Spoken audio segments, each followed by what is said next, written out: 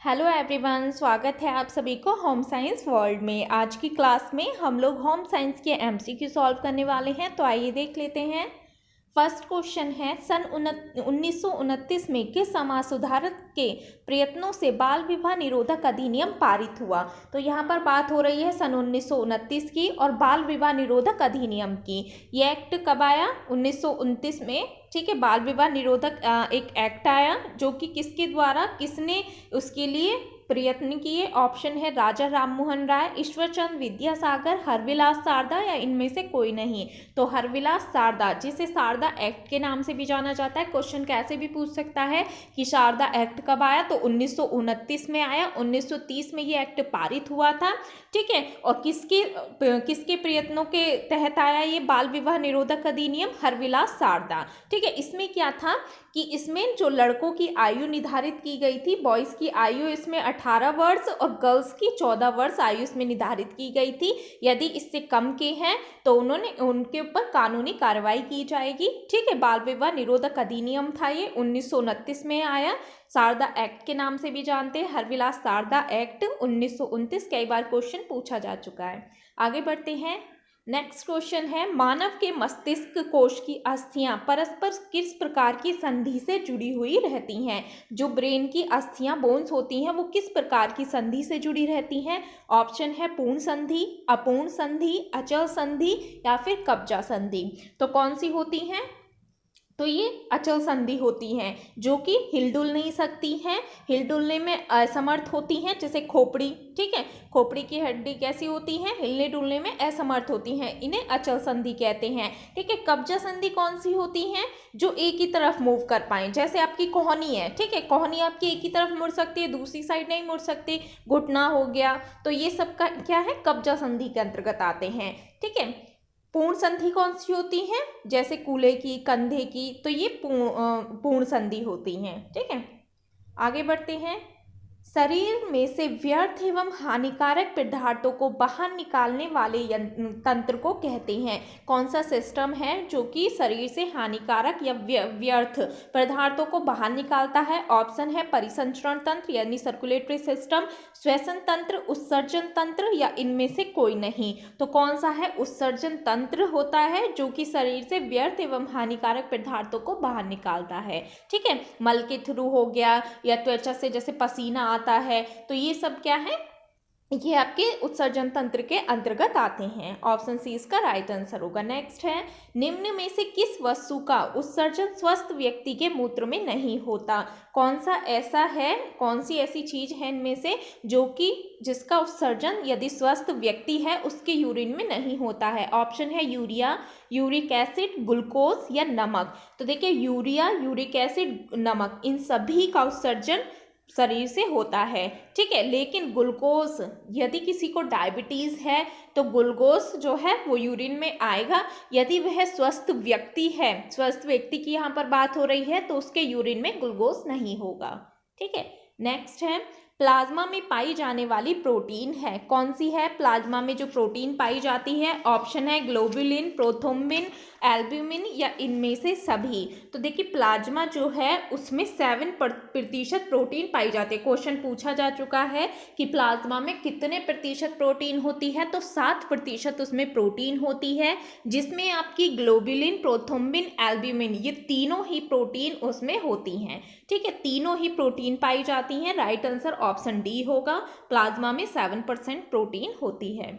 Next है, अंत्यश्वसन की क्रिया कहाँ पर होती है? अंत्यश्वसन की क्रिया कहाँ पर होती है? इंटरनल रेस्पिरेशन की यहाँ पर बात हो रही है। ऑप्शन है अंगों में होती है, अस्थियों में होती है, उत्तकों में होती है या इनमें से सभी में होती है। तो अंत्यश्वसन यानी इंटरनल रेस्पिरेशन में क्या होता है? गैसों का आदान प्रदान होता है, और जो रक्त और कोशिकाओं के मध्य जो है श्वसन होता है, इसे उत्तक श्वसन भी कहते हैं। उत्तक श्वसन भी इसे कहा जाता है। तो ये कहाँ होता है? उत्तकों में होती है अंत्यश्वसन की क्रिया। नेक्स्ट है, किस हार्मोन की कमी के कारण शरीर की वृद्धि रुक जाती है? कौन सा ऐसा हार्मोन है यदि उसकी कमी रहेगी तो वृद्धि रुक जाएगी? ऑप्शन है थायरोट्रोपिक हार्मोन, सोमाटोट्रॉपिक हार्मोन, एड्रीनोट्रॉपिक हार्मोन या ल्यूटिनाइजिंग हार्मोन। तो कौन सा हार्मोन होता है? ऑप्शन बी इसका राइट आंसर होगा, सोमेटोट्रॉपिक हार्मोन्स होता है, जिसे एसटीएच भी कहा जाता है। शॉर्ट में पूछ लिया जाए एसटीएच क्या है, तो सोमेटोट्रॉपिक हार्मोन होता है।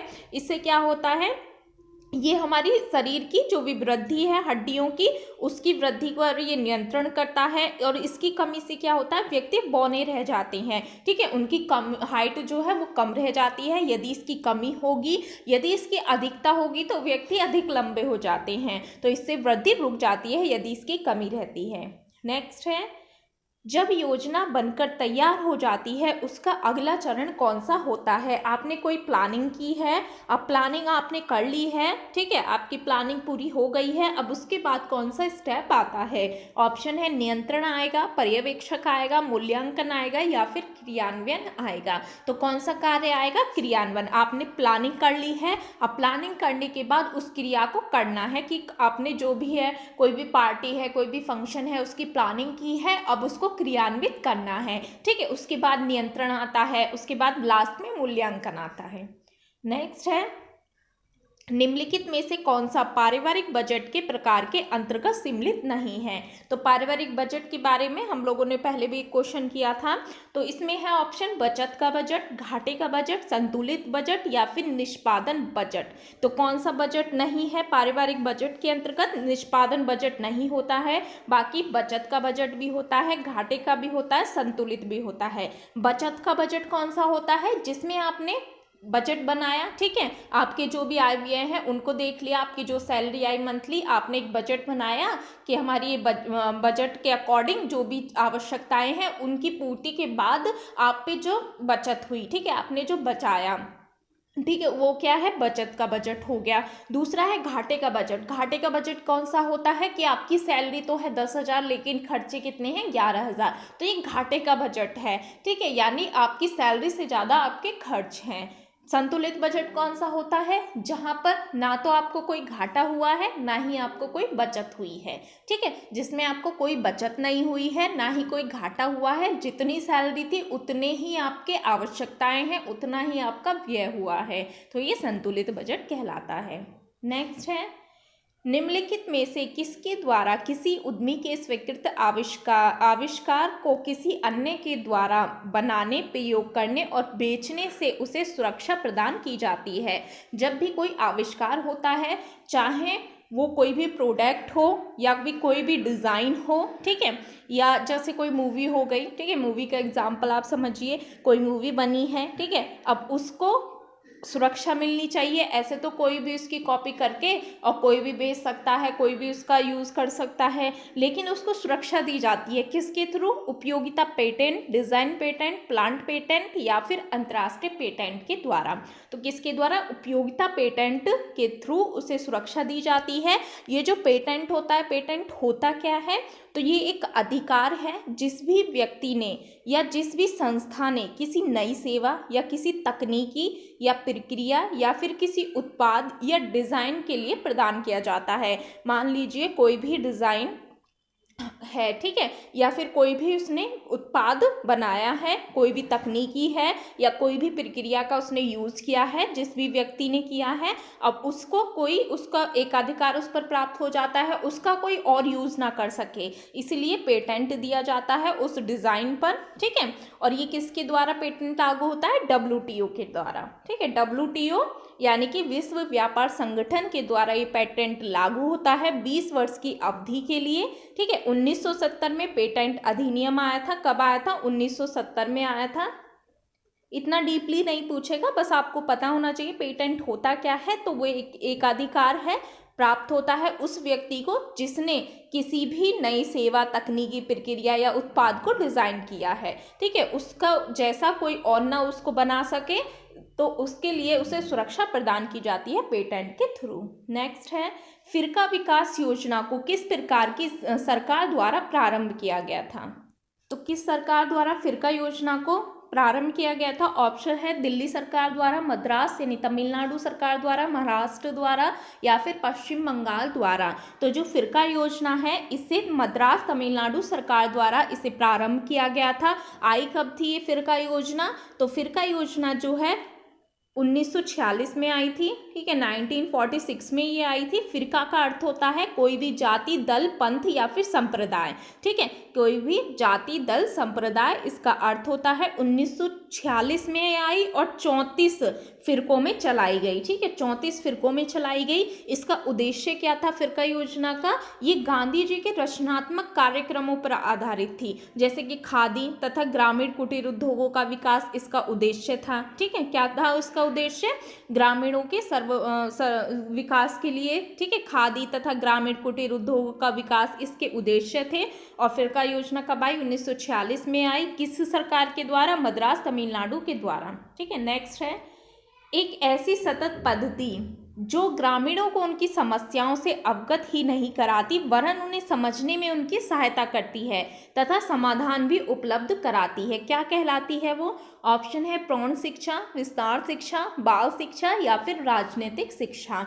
तो देखिए इसमें ऑप्शन राइट जो होगा बी होगा, एक्सटेंशन एजुकेशन, जो कि एक ऐसी पद्धति होती है जो क्या करती है, जो भी ग्रामीणों की समस्याएं हैं, ठीक है, ये एक्सटेंशन एजुकेशन प्रसार शिक्षा लाया ही इसलिए गया था जो भी ग्रामीण लोग हैं उनकी समस्याओं का समाधान करने के लिए, खेती से संबंधित हो, स्वास्थ्य से संबंधित हो, बहुत सारे जो भी जैसे पशुपालन हो गया, मुर्गी पालन हो गया, सेरिकल्चर हो गया, इनसे संबंधित जो भी उनकी समस्याएं हैं उन समस्याओं से उन्हें अवगत कराना, किस तरीके से आर्थिक लाभ वो उठा सकें, ठीक है, और नए नए इक्विपमेंट का यूज़ करके कैसे अपनी आय में बढ़ोतरी कर सकें, उन्हें समझने में सहायता करता है और उनकी समाधान भी उपलब्ध कराता है विस्तार शिक्षा। नेक्स्ट है निम्नलिखित में से वस्त्र को फिनिशिंग प्रदान करने के लिए किया जाने वाला हाथ का टाका कौन सा है? यहाँ पर वस्त्र को फिनिशिंग प्रदान करने की बात हो रही है और कौन सा टाका है जो हाथ का टाका है? ऑप्शन है गैदरिंग, हैम, ग्रेन या डार्निंग। तो कौन सा टाका है? हैम टाका। ऑप्शन बी इसका राइट आंसर होगा। नेक्स्ट है वह दो लाइनें जो तिरछी चलती हुई पैटर्न पर एक विशेष बिंदु पर जाकर मिलती हैं क्या कहलाती हैं? तिरछी लाइनें, दो तिरछी लाइनें हैं और पैटर्न पर एक विशेष बिंदु पर जाकर मिलती हैं, क्या कहलाती हैं? ऑप्शन है डार्ट, डार्ट इनटेक, डार्ट तकनीक, डार्ट लैग। तो क्या कहलाती हैं? डार्ट लैग कहलाती हैं। देखिए डार्ट होता क्या है, तो वस्त्र पर फिटिंग और आकार देने के लिए त्रिकोण टुकड़ा होता है। मान लीजिए ये कोई वस्त्र है आपका, ठीक है, वस्त्र है आपका और इस पर त्रिकोण इस तरीके से काटा जाता है, डार्ट इसे कहा जाता है, जो कि वस्त्र को फिटिंग देने के लिए दिया जाता है, ठीक है। अब ये वाली जो लाइन है जो दोनों डार्ट को जोड़ रही है, डार्ट इनटेक कहलाती है। और ये वाली जो तिरछी लाइन होगी, ठीक है, तिरछी लाइन जो है, ठीक है, जो क्या कर रही है, एक विशेष बिंदु पर जाकर मिलती है, ये क्या कहलाती है? डार्ट लैग कहलाती है, ठीक है। ऑप्शन डी इसका राइट आंसर होगा। नेक्स्ट है यांत्रिक परिसज्जा के अंतर्गत निम्न प्रक्रियाएं सम्मिलित नहीं की जाती। यांत्रिक परिसज्जा में कौन सी ऐसी प्रक्रिया है जो शामिल नहीं होगी? परिसज्जा, रासायनिक परिसज्जा, यांत्रिक परिसज्जा हम पढ़ते हैं, तो यहाँ पर यांत्रिक परिसज्जा में कौन सी सम्मिलित नहीं है? ऑप्शन है कुटाई, ब्रशिंग, तह डालना, कैलेंडरिंग वह ग्लेजिंग, एम्बोजिंग वह मोयरिंग, रंजक एवं सिलवट प्रतिरोधक। तो कौन सी है इसमें? तो देखिए जो रंजन एवं सिलवट प्रतिरोधक है ये कौन सी है? तो ये रासायनिक हैं, क्योंकि हम इनमें रसायनों का प्रयोग कर रहे हैं, ठीक है। रासायनिक परिसज्जाएं हैं जिनमें हम रसायनों का प्रयोग कर रहे हैं। जैसे रंजन में हम कौन से रसायनों का प्रयोग करते हैं? सोडियम हाइड्रोक्साइड, क्लोरीन, ठीक है। वहीं सिलवट रोधी बनाने के लिए हम रेजिन, यूरिक फॉर्मेल्डिहाइड का प्रयोग करते हैं। वहीं ये जो तीनों हैं आपकी, ये यांत्रिक परिसज्जा हैं, ठीक है, यांत्रिक परिसज्जा हैं जिनमें हम किसी यंत्रों का प्रयोग कर रहे हैं। जैसे कि कैलेंडरिंग, ग्लेजिंग में हम क्या करते हैं? रोलर्स का प्रयोग करते हैं, रोलर्स की सहायता से कपड़े को चमकदार बनाते हैं। एम्बोजिंग कर रहे हैं, हम कोई डिज़ाइन नक्काशी उस पर बना रहे हैं तो रोलर्स की सहायता से हम वस्त्र पर नक्काशी कर रहे हैं। मोयरिंग कर रहे हैं, लहरदार नमूना हम बना रहे हैं, किसकी सहायता से? रोलर्स की सहायता से। तो ये यांत्रिक परिसज्जा है। कुटाई यानी कि बेटलिंग हो गया, ब्रशिंग हो गया, तह डालना हो गया, तो ये सभी क्या है? यांत्रिक परिसज्जाओं के अंतर्गत आता है। जबकि विरंजन और सिल्वर प्रतिरोधक जो है, इनमें हम क्या कर रहे हैं? रसायनों का प्रयोग कर रहे हैं। ठीक है, आप वस्त्र को ब्लीच कर रहे हैं तो रसायन का प्रयोग कर रहे हैं। और इसमें यही पूछा है ना, यांत्रिक परिसज्जा के अंतर्गत कौन सी प्रक्रिया सम्मिलित नहीं होगी? तो ऑप्शन डी इसमें राइट आंसर होगा। नेक्स्ट है, खाद्य पदार्थों को संरक्षण के लिए कौन सी विधि अधिक वैज्ञानिक है? तो खाद्य पदार्थों को संरक्षित करना है और कौन सी विधि है जो कि अधिक वैज्ञानिक है या फिर आधुनिक विधि है? ऑप्शन है रासायनिक विधि, भौतिक विधि, विकिरण विधि या इनमें से कोई नहीं। तो कौन सी है? विकिरण विधि है। रेडिएशन के द्वारा, ठीक है, क्या करेंगे? खाद्य पदार्थों को संरक्षित रखा जाता है रेडिएशन के द्वारा। इसमें क्या होता है? कुछ इलेक्ट्रॉन किरणों से खाद्य पदार्थों को गुजारा जाता है जिनमें उनमें जो बैक्टीरिया रहे वो नष्ट हो जाएं। ठीक है, इसमें ये विधि होती है रेडिएशन द्वारा। रसायनों का प्रयोग हम करते हैं रासायनिक विधि द्वारा, जैसे सोडियम बेंजोएट का हम प्रयोग कर रहे हैं, सल्फर डाइऑक्साइड का हम प्रयोग कर रहे हैं। तो रसायनों का प्रयोग करके हम खाद्य पदार्थों को संरक्षित रखते हैं। भौतिक विधि में आपका आ जाता है निर्जलीकरण हो गया, यानी सुखाकर, ठीक है, भोज्य पदार्थों को नमी से अलग कर रेफ्रिजरेटर का प्रयोग कर हम भोज्य पदार्थों को संरक्षित रख रहे हैं। ठीक है, आधुनिक विधि कौन सी है? विकिरण विधि है, अधिक वैज्ञानिक है, रेडिएशन द्वारा। इसमें क्या करेंगे? जो भी खाद्य पदार्थ हैं उनको रेडिएशन के थ्रू निकाला जाता है, इलेक्ट्रॉनिक किरणों से, जिससे कि उनमें जो भी बैक्टीरिया हैं, जो भी खाद्य पदार्थों को नष्ट करने वाले बैक्टीरिया हैं, उनको नष्ट किया जा सके। आगे चलते हैं। नेक्स्ट है, EEG से किस अंग की कार्य प्रणाली प्रकट होती है? EEG की यहाँ पर बात हो रही है।